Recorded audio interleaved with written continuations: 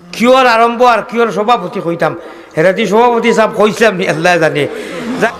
আমি কুত্তা গুনাগার নাফর মানে কিতা হই কিতা মাতি নিজেও হইতাম পারি না।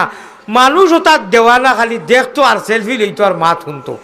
সারাই মিলাইয়া লাস্টে দেখি এটা খিচুড়ি হয়ে গেছে গিয়া। এই কথাটা অন্তত আপনারা মিডিয়াত দিবা না। কিছু বুঝিও, একটু খাণ্ড জ্ঞান রাখিও, কোন কথা ইসলামও ফায়দা হয়, কোন কথায় লস হয়।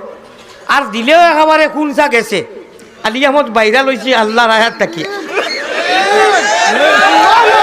না না না, দুনিয়ার কোনো স্বার্থ বাইরা লইছি।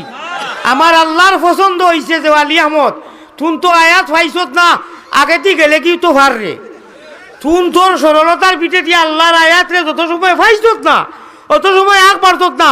আর আমি তোরে আর দম লইতে দিছি না, আস্তা বিশ্বর মানুষের দিল তোরে হারাইয়া দিলেছি।